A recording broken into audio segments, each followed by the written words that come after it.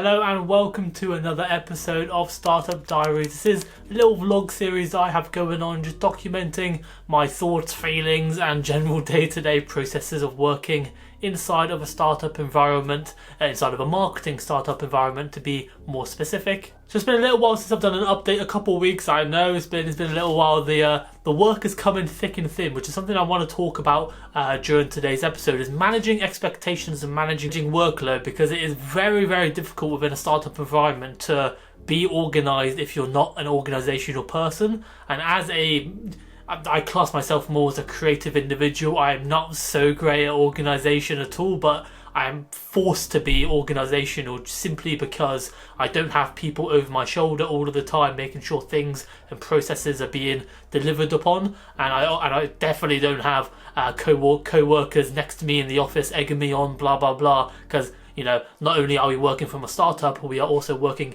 at a startup from home. And I want to do a separate video talking about this sort of work from home vibe and where I think it's going to go in the next 5-10 years. Because I mean, to be honest, work from home is really transformed the way I work. I feel like I can get a lot more done from home, but then 5 days working from home out of the week I don't think is too sustainable long term, because we need the human connection. Every time I've gone to London, which is where my company is based, every time I've gone to London and we've had a big sit down with the rest of the team, albeit this only happens once every month, those 5 or 6 hours I spend with the rest of the team are so valuable. And at the 5-6 hour meetings we have, that covers stuff that would have taken a month to cover on various Zoom calls and everything, because in person you do have more of this feeling just to get stuff done, because you are in person and you also do want to leave and go back home eventually, so you do have more of a feeling of getting stuff done. There's less chance of waffle. So yeah, the last few times I have been to London recently, they have been so beneficial in terms of just understanding where the business is heading, and also understanding where my role fits inside of the business as well. Because one thing I've learned inside of this whole startup world thing is you grow alongside the business you are working for. There's absolutely no way that you will stay in the same role if the business has grown 3-4 times. If you're part of that founding team, which I was the second full-time employee at the company, and we had two founders, one full-time operations manager, and me coming on as the marketing / creative person. And one thing that really stood out to me was that my role is ever growing, because the company is ever growing. When you work for like a Fortune 500 company, whatever the case may be, you sort of have your role and you stay in it, and you have to really push internally if you want a promotion. Whereas these job roles and these opportunities inside of startups but just sort of happen naturally, because I am naturally doing much more than I should be at my current role, because we don't have the manpower or facilities to facilitate the tasks that we currently have. So I'm already doing tasks that a marketing manager or maybe a brand manager would be doing, which is ridiculous for my age and my current level. But I made a video previously talking about the benefits of working inside of a startup, and one of these things is learning and development, but also increased opportunities. And the entire spectrum of what my job role has changed so much over the last 12 months. It's actually been ridiculous, but I'm still operating under the same job title. So what we have currently going on throughout the last month or so has been a lot of creativity. And that's very broad, because there's been so many individual tasks from a creative perspective that me and one other person that I am managing have had to facilitate. The creative studio we were using for some of these assets just simply weren't performing, so we decided to shift that process internally, because we don't have the resources available to constantly pay for different external creative teams to come on board and to help with projects. We do have to be cost effective, and unfortunately being cost effective means that people like me take on a bigger workload, because I'm working internally full time at the company.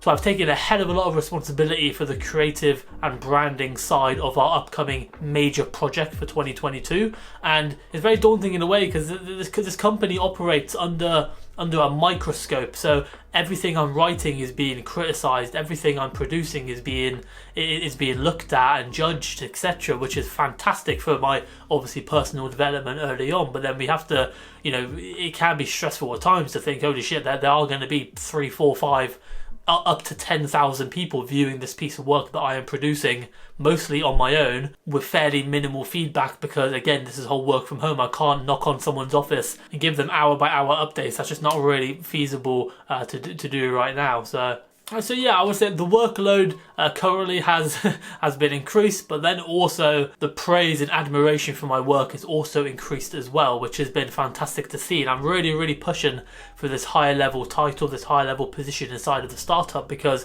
I know the business is growing, and I know these opportunities are going to become available sooner than later. So I need to make sure that the work I'm doing is really, really garnering the best results to be able to say, so then I can go and say, hey, I've done all this work, I've already been operating at this level for 3, 4, 5 months. Just put me in the role full time and let's address it. Sort out the pay package, make sure all that stuff is correct, and allow me to work full time in this high level position. So yeah, that has been the current workload for this month. One other thing is I had a fantastic mentoring session. I will always be the person, every single video I'm going to say to you guys, please get a mentor if your company can offer one. I can't stress how much just 2 or 3 sessions I've had with this current lady that is currently mentoring me. She's given me info that I've never even thought about before, because just like people my age, I learn everything off YouTube, I learn everything off the internet, but there's some anecdotal things that you simply can't learn unless you're inside of this one-on-one situation with someone who has been through it and has experienced hardship and has fought through instances of maybe not performing well or whatever the case, or being able to manage stress and manage expectation. These people have done it. The lady I'm talking to has been in the game 20-25 years. She's been working in this industry longer than I've been on the planet. So the benefit from a learning and development perspective is humongous, and I stress every single time, go to your boss, say, hey, listen, for my own learning and development, if your company is offering courses or whatever, just say, yeah, these courses are all well and good, blah blah blah, it's a bit academic, I want something a bit more real. Can you recommend a mentor for me? Could you find a mentor for me, please? I guarantee you the way you think about your work on a day-to-day basis will shift massively. You become a lot more analytical, a lot more strategic, because one of the main things I have been struggling with the last 6 to 9 months have been being too executional in the way of, I will receive a task and just do it straight away, which sounds good on paper, but then if I've got a list of outstanding tasks that I'm trying to do, and I push all of them to one side and focus on the incoming, the stuff that's on my list is just never going to get done, and then that list just piles up and it becomes stress, and then higher up start to notice, like, oh, why hasn't this been done, blah blah blah. It's managing workload. It's something that has been a really key takeaway from these mentoring sessions that I've had, and also learning how to cover your own back in situations, keeping a track record of what you have done and what you are currently doing, so when someone like a senior asks you, okay, why, this is supposed to be done yesterday, why hasn't it been done? If you send over a document saying, well, the last 2 days I've been told to do 4 extra tasks, and these tasks have been labelled as urgent, so I've had to push this one back, blah blah blah. So some people would call it office politics, and it is a bit dodgy. I don't particularly agree with it, but when you are working in these environments that consist of very small teams with very high workloads, communication is everything. Being honest and saying, hey, listen, I'm struggling with this, can you help me? Stuff like that is really beneficial for you, especially if someone who's in a similar position to me, of where I'm taking on way more work than maybe I should be for my current level, and some of this work is undoubtedly at a higher level. So that's going to be it for today's video. I didn't want to make it too long. I have got other videos planned. Let's have a look at my list, shall we? The title of the next video, for those of you who've stayed at the end, is going to be, what does a marketing executive actually do? Work vlog, working for a marketing startup. That's going to be the title of the next video, which is going to be sort of, again, a sort of retake on the day in the life video that I made as my very first video on the channel. But yes, there are many specifics I want to go into, because I feel like when I was offered this job, I wasn't really, when I was searching for similar positions and trying to get some anecdotal feedback from other people who've worked for a startup or worked as a marketing executive in a startup, or have worked just marketing in general for a startup, there are very, very limited examples, people documenting and sharing their processes.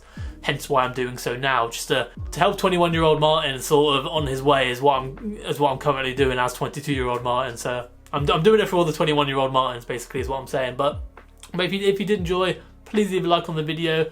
Please subscribe to the channel. Again, I'm trying to keep momentum up. It's very hard with everything going on, but you know, we're grinding through it. But I appreciate you. Hope you're staying safe. I'll catch you all in a bit. See you later.